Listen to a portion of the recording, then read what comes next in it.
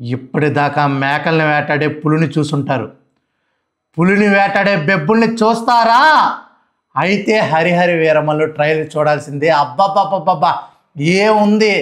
KCPD ramp అదిరిపోయింది. పీకే ఫ్యాన్స్కి meals కాదు, బిర్యానీ కాదు, ఏకంగా మండి ఇచ్చేశారు. అబ్బబ్బబ్బా సూపర్ సూపర్ అదుర్సు.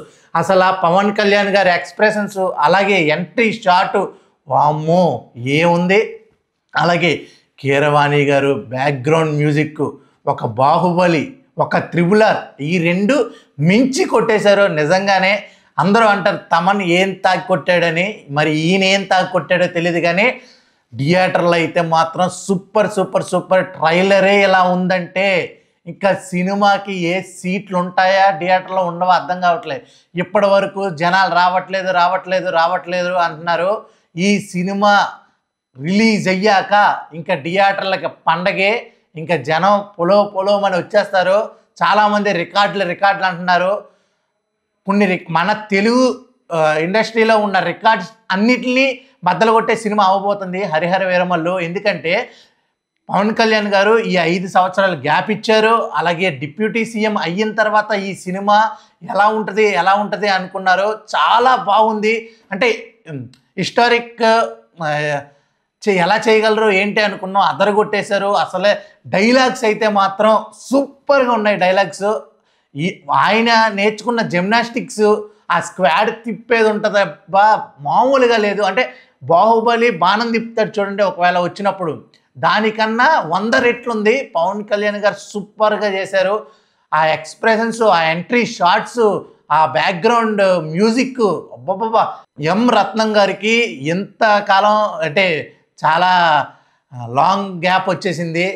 ఏమైపోద్ది అనుకున్నారు. వాళ్ళందరికీ నోరు మూయించే సినిమా ఇది. సూపర్. నేనేమనుకుంటున్నానంటే ఈ సినిమాతో ఆయనకు వచ్చే డబ్బులతో ఇంకొక 10 సినిమాలు తీయచ్చు.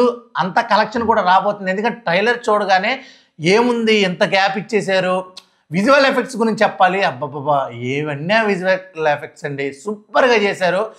నాకైతే మాత్రం అంటే నిధి అగర్వాల్, బాబీ డియోల్ గారు వాళ్ళైతే ఏం కనిపించలేదు. ఓన్లీ నాకు పవన్ కళ్యాణ్ గారు ఆయన ఎంట్రీయే కనిపించింది. ఫ్యాన్స్కి కోత మామూలుగా. అంటే ఫ్యాన్స్ కాళ్ళు ఎగరేసుకోవాలి కాదు, రెడ్ టవల్ వేసుకుని ఇంకా తిరగొచ్చు. ఇంకొకటి పొలిటికల్ అంటే ఒక డైలాగ్ కూడా ఉంటుంది. చాలామంది ఫ్యాన్స్ నేను రావాలనుకుంటారు, దేవుడికి దండం పెట్టుకుంటారు అనేసి, కానీ కొంతమంది రాకూడదు అనుకుంటారు. ఇది పొలిటికల్కి సంబంధించి. ఎందుకంటే ఆయన ఫ్యాన్స్ ఈయన గెలాలి అని చెప్పి అందరూ దేవుడి దండం పెట్టుకున్నారు. కానీ కొంతమంది రాకూడదు అనుకున్నారు. ఆ డైలాగ్ కూడా పెట్టారు. పొలిటికల్ ఒక పరంగా, సినిమాకి ఫ్యాన్స్కి మామూలుగా ఇవ్వలేదు. అంటే ఒక ఆల్కహాల్ లేకుండా మత్తెక్కించారు, ఒక సిగరెట్ తాగకుండా కిక్కెక్కించారు ఈ ట్రైలర్తో. Super duper. నాకైతే అదిరిపోయింది. మీ రెస్పాన్స్ కూడా కామెంట్స్ రూపంలో తెలియజేయండి. అంతవరకు stay tune to Telugu 70mm. Cameraman దినేష్తో ఆదిత్య సైనింగ్ ఆఫ్. బాయ్.